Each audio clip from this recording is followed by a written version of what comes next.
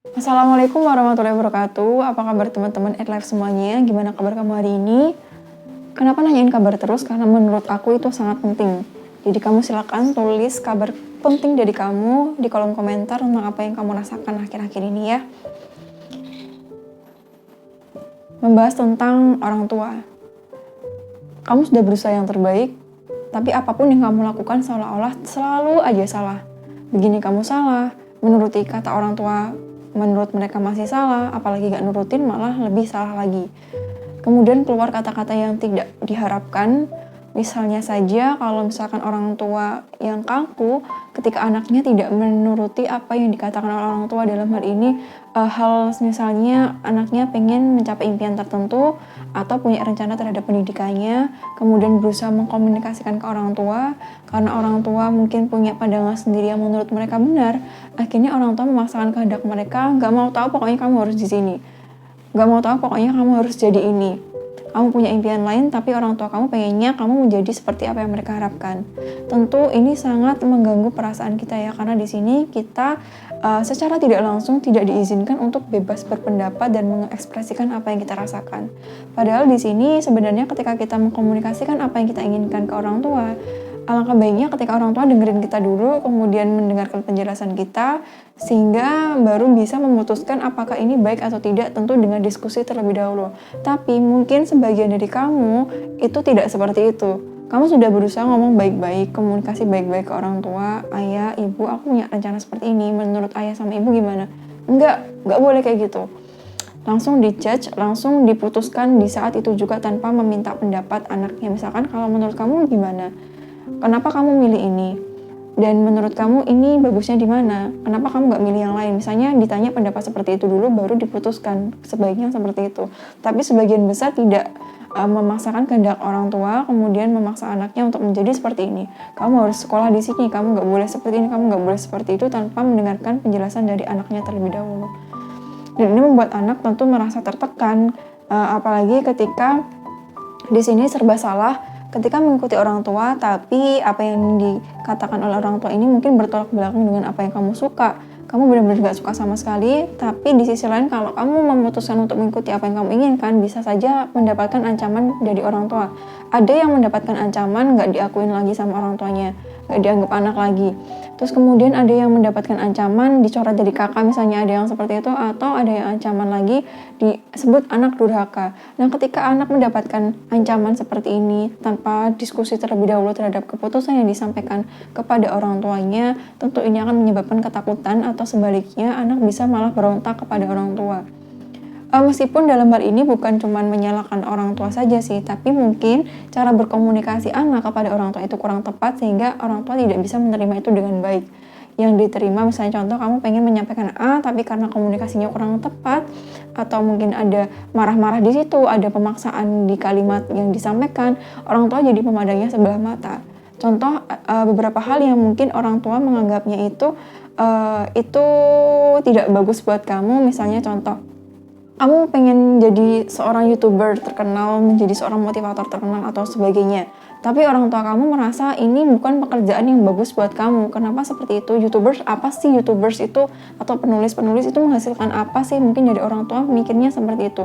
Karena apa? Karena di era orang tua kita dengan era kita sekarang itu berbeda sekali. Dulu mana ada YouTubers, mana ada yang seperti itu. Terus dulu mana ada profesi-profesi yang sekarang ada tapi dulu nggak ada.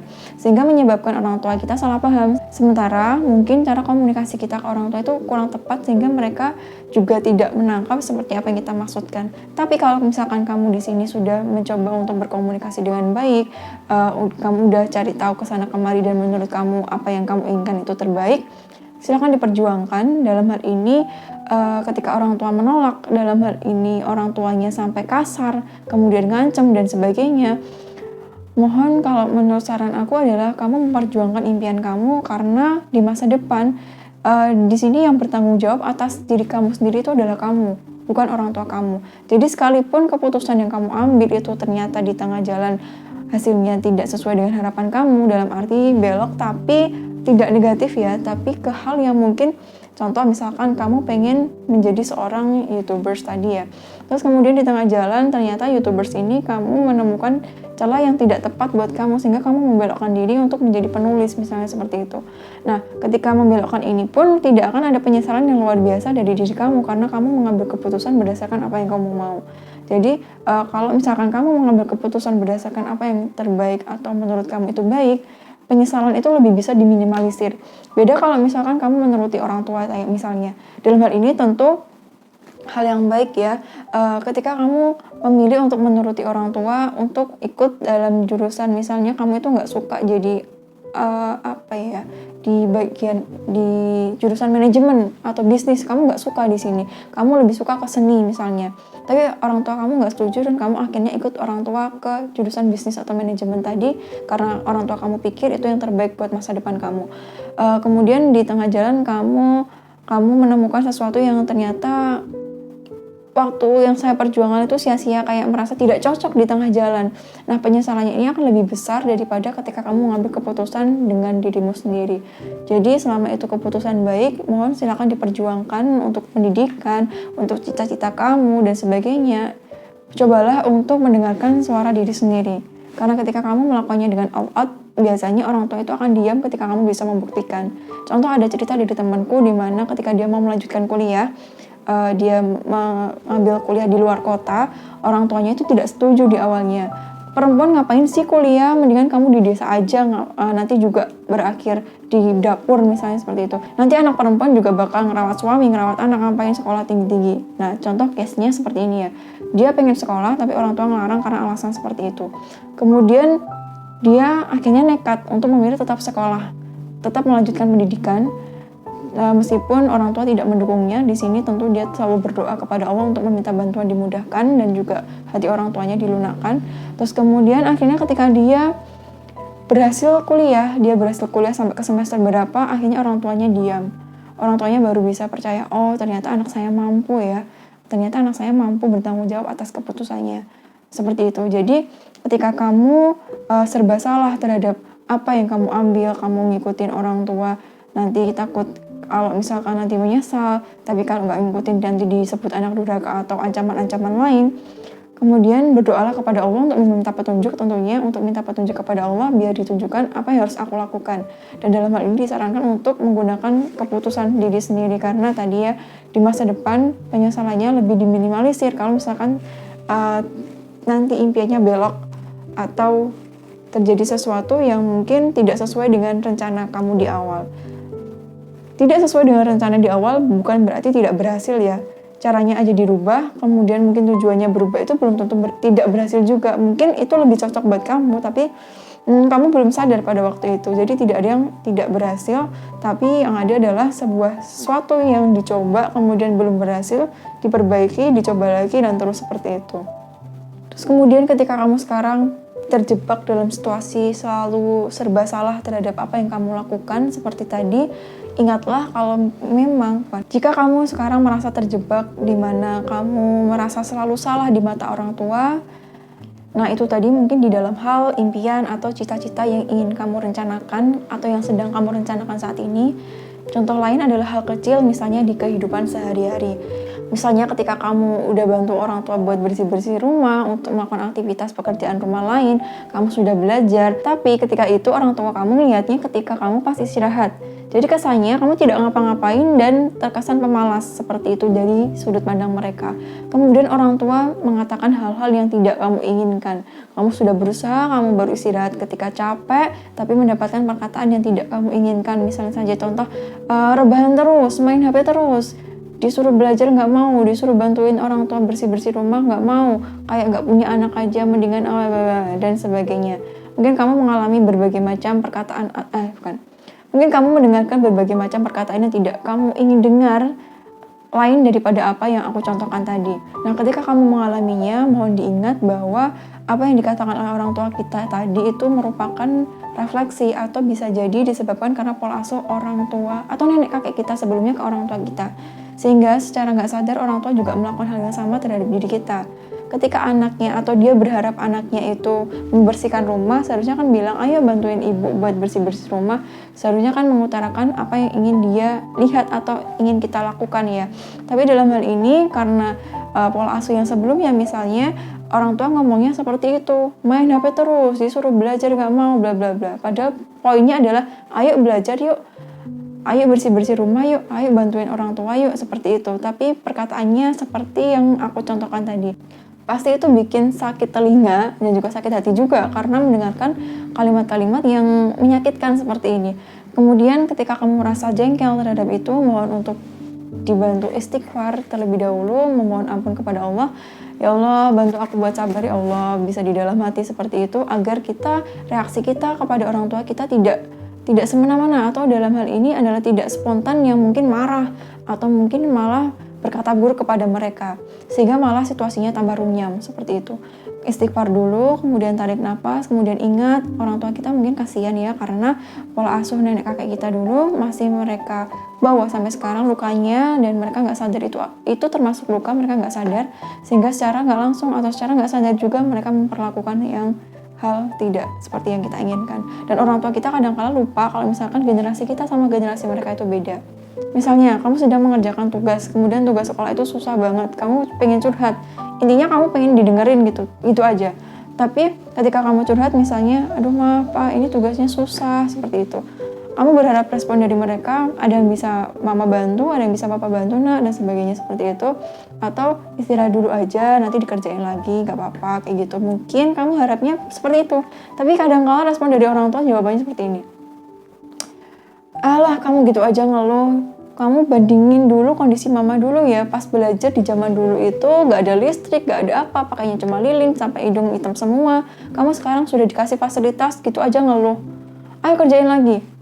Nah di sini yang menyebabkan anak sebenarnya dia butuh didengar, akhirnya mendapatkan penolakan dari orang tua, bukannya malah dia rilis tekanan, tapi malah mendapatkan tekanan baru dari orang tuanya, sehingga membuat kamu semakin jengkel, terus akhirnya malas lagi buat komunikasi sama orang tua karena beberapa hal tadi.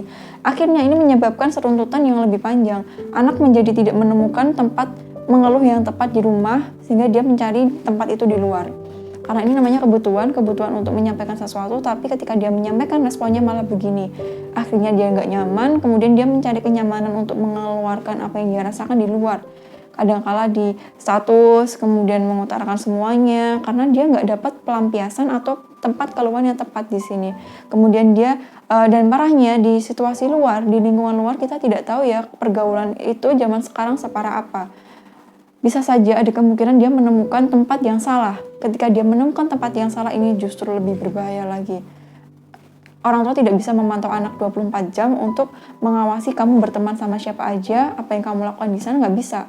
Kalau sudah seperti ini, orang tua nggak tahu apa-apa, tahunya anaknya tiba-tiba bandel, tiba-tiba dapat laporan begini begitu yang sebenarnya orang tua itu nggak mungkin lah anak saya seperti ini. Imbasnya jadi apa? Tadi dia pengen mengeluh tapi tidak mendapatkan tempat yang tepat untuk mengeluhkan apa yang dia rasakan. Padahal cuma dari hal itu toh, dari hal itu aja. Maka dari itu, ketika kamu mendapati orang tua yang seperti ini, curhatlah kepada Allah Subhanahu Wa Taala dan mohon untuk mencari tempat yang benar-benar tepat. Kamu bisa konsultasi ke guru BK kamu. Guru BK itu bukan berarti untuk tempat orang-orang bermasalah, bukan. Tapi untuk orang yang butuh bantuan solusi, kemudian bermasalah dalam hal ini maksud aku adalah kita ya kesannya guru BK di sekolah itu adalah tempat anak-anak bandel, tempat anak-anak nakal, tapi tidak seperti itu. Tapi untuk membantu siswanya apabila menemukan kendala belajar, apabila menemukan kendala dalam perasaannya, atau pengen tempat curhat dan sebagainya, itu seharusnya berfungsi seperti itu.